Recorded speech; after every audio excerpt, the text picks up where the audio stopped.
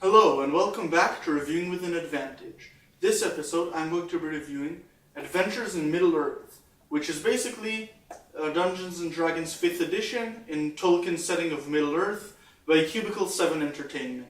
It's important to note that Adventures in Middle-earth is not a self-contained game. You do need the OGL rule set in order to play it. However, that rule set is available for free online, courtesy of Wizards of the Coast. So Adventures in Middle-earth presents a plethora of new races and classes for you to play. Each race is done pretty well, with the types of men being varied enough yet similar enough that they all seem like different variations on the same race.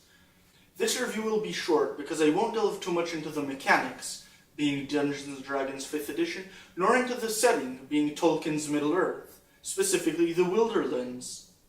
What I will focus on are the new additions to D&D 5th edition that really help facilitate play in Middle-earth and to the feeling of adventuring in Tolkien's setting. Aside from all the races being completely different and the addition of new classes, there's an entirely new type of rule called Shadow or Corruption. Each class, in addition to its saving throws, proficiencies, and so on, also gets a Shadow weakness. This Shadow weakness comes with flaws that the character can gain as it falls further into the Shadow and Corruption. The mechanic is pretty simple. Whenever you do something that might corrupt you, be it take a piece of treasure that's tainted, behave in an evil manner, then you gain corruption points. Whenever you gain corruption points over your wisdom score, you become miserable.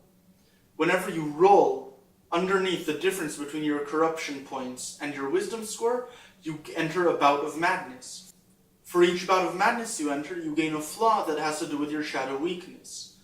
There are 4 flaws for each shadow weakness that increase in their intensity and difficulty. Whenever you have 4 flaws and you enter a 5th bout of madness, your hero has fallen completely into shadow and darkness and is irredeemable. I think this mechanic is fun, and it can help facilitate play and gives a plethora of role-playing options. What I don't like is that it's tied to wisdom, and that it has to do with a lot of luck. Whenever you roll low, you enter a bout of madness. That doesn't seem right to me.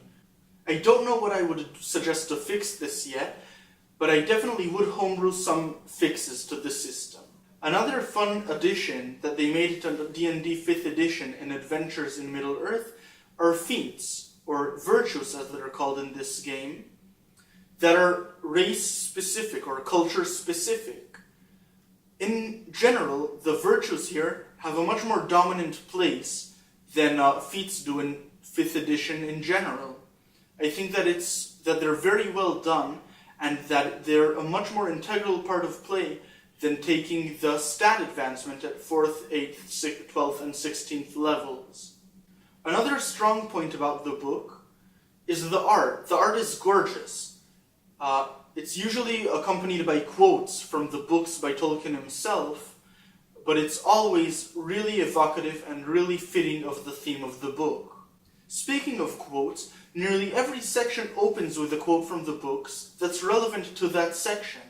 For example, whenever they show a shadow weakness, there's a quote from the books that describes a character falling to that specific shadow weakness.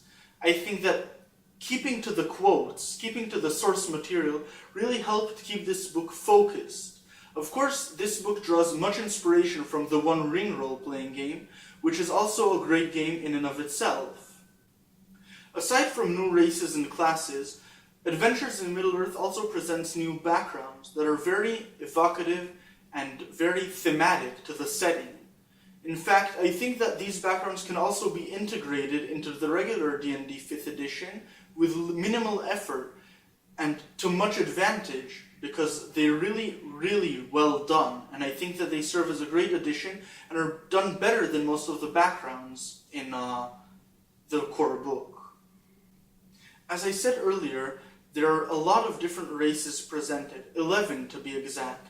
However, only 3 of them are non-human. Although this is excusable, as the setting is the Wilderlands, and there are only dwarves of the lonely mountains there and elves of Mirkwood, I think it is a shame that there aren't more non-human options presented, as there are many different types of dwarves and elves in the setting of Middle-earth. In summary, the good about Adventures in Middle-earth: the art is beautiful and evocative. The quotes throughout the book are really helpful and set the theme very well. The mechanics are balanced with the other 5th edition material, at least the official ones. And the book itself is structured and laid out very well. The neutral about Adventures in Middle-earth: the corruption mechanics, while fun, rely way too much on luck in my opinion, and they force you to play a certain type of hero, a hero that doesn't lie, that doesn't connive, and doesn't scheme. This is good for some people, but some people prefer to play an anti-hero without him becoming unplayable due to shadow points and bouts of madness at some point. In addition, the focus on humans in the various playable races can also be either good or bad, depending on whether you want realism for the setting or more options for your players to pursue. The bad about Adventures in Middle-earth: I think that there's not enough setting information. There's a lot more setting information in the One Ring book and in the One Ring materials. I do hope that they print further supplements to flesh out the setting more. That's it for this time of Reviewing with an Advantage. Don't forget to like, share, and subscribe.